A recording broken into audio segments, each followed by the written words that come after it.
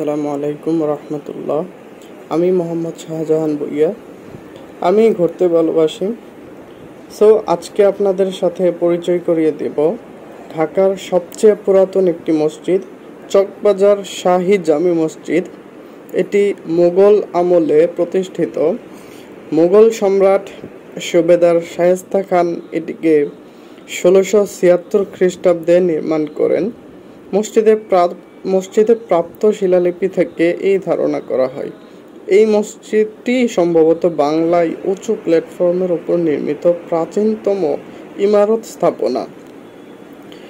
এটির নিচে ভল্ট ঢাকা কতগুলো বর্গাকৃতি আয়তাকৃতি কক্ষ আছে। এগুলোর মাথার উপরে খিলান ছাদ রয়েছে, যার উপরের অংশ অবশ্য সমান্তরাল। ধারণা করা হয় এই মসজিদের প্ল্যাটফর্মের নিচের কক্ষগুলোতে মাদ্রাসার ছাত্র ও শিক্ষকদের আবাসন ছিল। এ ধরনের ভবনগুলোকে বলা হয় আবাসিক মাদ্রাসা মসজিদ।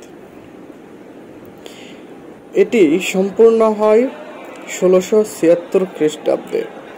এটির ধারণ ক্ষমতা প্রায় একসাথে ১০,০০০ মুসল্লি এতে নামাজ আদায় এই মসজিদে একত্রে নামাজ আদায় করতে পারে। এই মসজিদে প্রত্যেক রমজানে মুসাফিরদের জন্য প্রায় ১,০০০ রোজাদারের জন্য ইফতারির ব্যবস্থা করা হয়। আমি নিজেও এই মসজিদে ইফতার করার সৌভাগ্য হয়েছে। খুবই সুন্দর এবং সুশৃঙ্খল পরিবেশে ইফতার পরিবেশনা করা হয়, যেটা দেখে আমার খুবই ভালো লেগেছিল। আর আপনারা যারা ঢাকায় থাকেন, প্রত্যেক রমজানে একটি ইফতার হলেও এখানে করার চেষ্টা করবেন। আশা করি খুবই ভালো লাগবে, আর আমারও খুবই ভালো লাগছিল। আজকের ভিডিওটা এই পর্যন্তই।